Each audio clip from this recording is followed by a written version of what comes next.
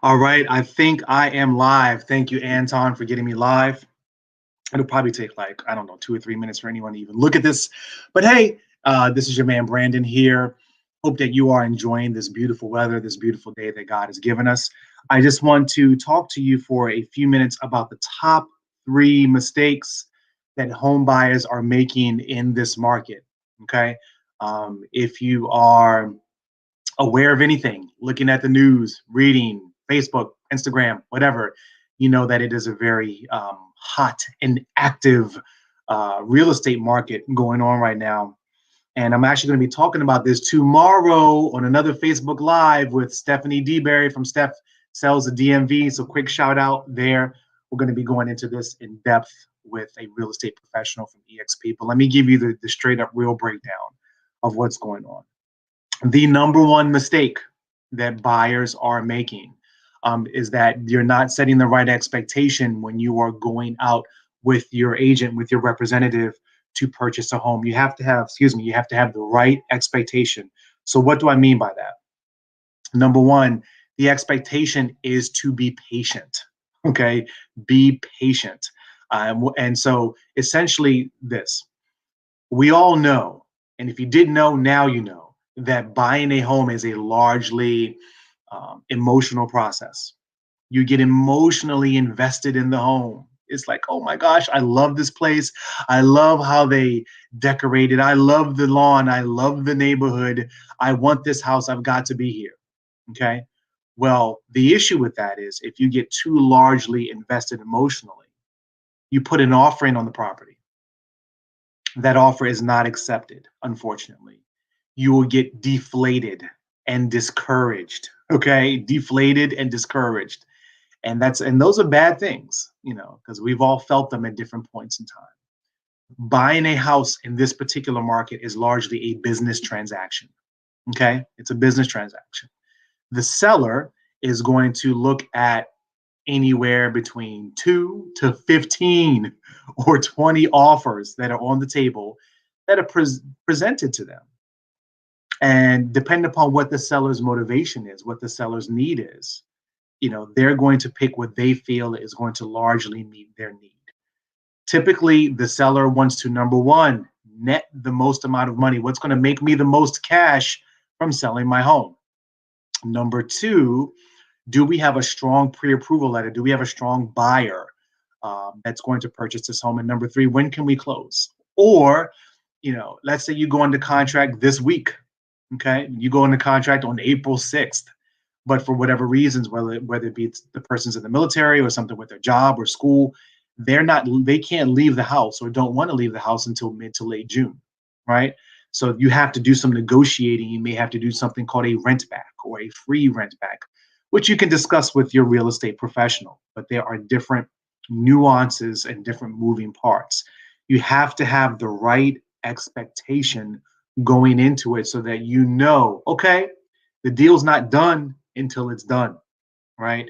This will help you to be wise. It will help you to have the right mindset um, and the right perspective when you get in your car and you're going to look at different homes, okay? And speaking of which, something that just popped in my mind, there are a lot of buyers out there who will put an offer on a home sight unseen. My personal opinion is that makes no sense at all, okay? It's my personal opinion. Professional opinion is like, well, what people are trying to do is they're trying to get their foot in the door and beat everybody out before the other deals or other offers are get put on the table, so they don't have to worry about that competition. All right, so you have to be very wary of that. So number one is you want to set the right expectation. Number two is understand the math. And what do I mean by this? Um, the market is being artificially inflated right now. Okay. And if you disagree with me, call me 703-268-6750. Email me, Brandon@visionarylending.net. The market right now is being artificially inflated. So, what do I mean by that? Okay. If someone is selling their home for $500,000, okay, that is the list price that you see on the multiple listing service on Bright MLS, right, which realtors use. Okay, there's a reason why it is listed for $500,000. That is because whoever is representing the seller has done the proper due diligence to look at homes that have sold in the neighborhood or sold within a certain vicinity that's similar to that home, that says, okay, it merits the fact that this house is worth $500,000. Fair enough. That's how it works in a normal market. However, what happens is now you have these bidding wars that are taking place. And someone says, "Oh, okay, well they're off, they're selling this house for 500, but I'm going to offer 520. I'm going to offer 540. I'm going to offer 560, right?" So what happens is when an appraisal is done on that property, the appraisal is the true value, the numeric market value of the property.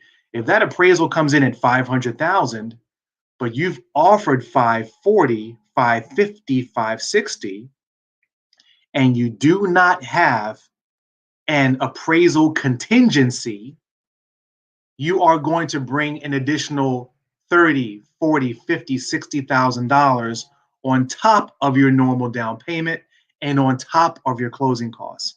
Now, listen, if you have discretionary funds available and you have that understanding, that expectation ahead of time, then good for you. You understand mathematically you're going to have your 3%, 5% down payment or whatever it is, your closing fees, and an additional whatever it is on top of the purchase price. You're going to bring in a lot of extra money to the table. But what you are now doing is you are artificially raising the values in the area because the house is not worth 540 or 550 or 560 in terms of market value. It's worth that much to you because you decided to pay that much for it. Okay? More power to you. My advice that I normally give to buyers when they ask me is you want to protect yourself by having what's called an appraisal contingency. Appraisal contingency, which means you're not going to overpay for the house. You're not going to overpay for the house. You're already coming to the table with your down payment and your closing costs because most times in this market, sellers are not giving out, money for closing fees. So why would you pay additional money when the house is not really worth that value? Now, let's talk about something that I'm going to be talking about a bit in the future. There are two distinct words with two distinct definitions to people: value versus price. Okay, value versus price. Very important things to understand. The price of the home might be 500,000, but the value to you and your family, because it has a great commute, it's right where the school district is, where you want your kids to be. It's very safe. It has the amenities. It has the community pool. It has the 2-car garage, blah, blah, blah. The value to you is higher. The value to you is more versus what the price is. That is why you are willing to overpay. You're willing to pay more than what is actually listed for. And again, I'm not going to hate on anyone for doing that, but just understand these are two distinct words with two distinct meanings in this particular market. Okay, so it's very important for you to discuss that with your mortgage professional or with your real estate professional who is representing you so that you have the right expectations. So again, but what's going on by and large, look, I don't have all the immediate statistics, but give it several months and we'll be able to look back at the data. We'll be able to see, but I would go ahead and guess that by and large, probably 60-70% of the homes that are out there, people are way above bidding what the asking price is, or they're offering more.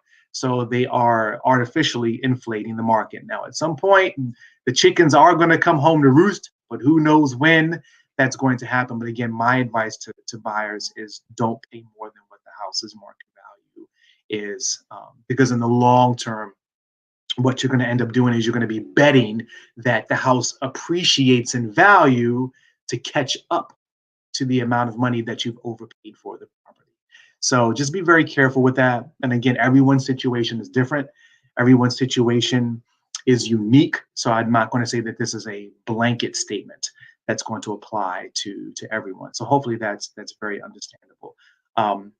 Now, the third thing is this: when you're coming to put an offer on the table, okay, this is kind of related to what I just talked about. You want to come strong with your highest and your best. I have different clients out there that are still thinking, okay, well, let me offer less than the list price. And what you're doing is you're doing three things when you're in this particular market at this particular time. If someone puts their house on the market for $500,000, you're like, I don't think it's worth 500. I'm going to offer 490. When you offer less, you're doing three things. Number one, you're wasting the seller's time. Number two, you're wasting your time. And number three, you're wasting the listing agent's time. Okay, you're wasting time. Do not do it. You're wasting gas. You're wasting tolls. Don't do it. Okay, and I'm pretty sure your agent will give you the exact same advice. Okay, in this particular market, it is not a buyer's market. I've talked about this before on other Facebook Lives. It is a very simple, if you kind of look at a curve like this, if I kind of invert it, right? It's supply and demand. Look it up. Google supply and demand. Right now, the demand is far exceeding the supply. Therefore, the leverage or the advantage goes to the seller. When demand exceeds supply in anything, right, it drives up the prices. Why does it drive up the prices in simple economics? Because sellers say, oh, okay, well, you want this product, right? There's a term called scarcity, which means there's not as much out there as people want. So you can charge more money and people will be willing to pay for it. Okay. That's basically what is going on. And then it's the flip side when there are many houses out there on the market, but not as many people buying. So now the buyers have the advantage. Okay. Now you have the other scarcity effect. So then it drives down prices because people just can't say, well, I'm just going to offer this amount and I'm not going to budge. Your house will sit on the market for a year, or your house will sit on the market for several months until you decide to lower the price in order to meet the level of demand. So that's kind of what's going on right now. So at some point, I'm hoping that the market does level out, the playing field will level. But in the meantime, you adjust, you pivot, you handle what's going on right now in the market, and we meet our buyers' needs. Okay, so you want to come with your highest and your best offer for sure, but being wise. And a part of that, and that best also means you want to have a very strong and solid pre-approval letter. Okay, a very strong pre-approval letter. Okay, that means that whoever you're working with has vetted you. They've looked at your credit, they've looked at your income, they've looked at the different loan scenarios, what's going to be the best, for you in terms of meeting your need as a buyer. Okay, so when the listing agent and the sellers look at your pre-approval letter, they know that you're not wasting their time, that you're actually a qualified buyer or a set of qualified buyers coming to purchase that home. I have many clients right now who, unfortunately, they've gone out and they've put multiple offers on multiple different homes, anywhere from Baltimore all the way down, way past Spotsylvania and way out past Gainesville and Montgomery County, Prince George's County. And that's just kind of how the market is right now. What we try to do here, not what we try to do, what we do here at Visionary Lending is we give our clients education. We give them empowerment and we give them encouragement, okay? Because we're in their corner. We care. We have the other E, we have the empathy. We really want our clients to be able to get into homes. So we make sure that they have very solid pre-approval letters. We go over the interest rates, we go over the estimates and everything, right? We're in close communication with the agents who are representing them, okay? And that's about all we can do at this point. And then hopefully, their offers are very strong and they're able to get into the home that they or their families want to be able to get into. And there's a lot of realtors working hard. Let me repeat that. There are a lot of realtors working hard out there to help their clients. And right now it's just so tight with regards to the inventory that, there's just not a lot of immediate success. And that's why we have to circle back to number one, which is having the right expectation. So shout out to all my agents out there who are working hard for their clients to get them into a home. And shout out for being patient and for the perseverance that you have with regards to making that happen. So listen, hopefully this brings value to you. Okay, those top three home buyer mistakes that people are doing right now. Okay, right now. So if you flip the script, there's still time. Okay, have the proper expectation, right? Have the proper expectation. Be very careful with your offers with regards to appraisal contingencies and the amount that you're offering on homes, because you don't want to put yourself in a pickle by inadvertently overpaying for a home and not understanding exactly how that works. And make sure that you have a very solid pre-approval letter and that you're coming with your highest and your best offer up front, number one, so that you're not wasting your time and you're not wasting other people's time, so that you can get into your home in time for summertime, right? The weather's turning, get the grill out, get going, get your family and friends with masks on or whatever, and you can kind of eat your food like this, whatever. We're here to help. We're here to guide. We're here to hold your hands and to make sure that you know that you have one of the best mortgage brokers in the DMV representing you. Okay, so that you can let everyone know, look, we got a great deal. We got in the door. Brandon and his team at Visionary Lending made it happen. So much love to you. God bless. Stay safe. If there's any other topics that you want us to discuss, definitely reach out to us. If you disagree with anything that I have said on this Facebook Live, please again contact me directly. I am more than happy to discuss, not to debate with you. And if there ever any live Q&A, my shout out to my podcast engineer Anton from Small Circle Social. Any questions that come in, he'll field them, and I'll do my best to answer them live for you to provide value. So take care, everybody. One love. Look forward to seeing you all again. We're doing a Facebook Live tomorrow morning. I think it's at 10:30. There'll be a notification with that, with Stephanie DeBerry of Steph Sells the DMV with eXp Realty. We're going to be talking about real estate coaching. We're going to talk about outlook for the 2021 real estate market. We will be taking live Q&A. We will be debunking myths. We will be breaking it down. We will be kicking the ballistics. It's going to be great. So look forward to seeing also everyone tomorrow morning. Take care.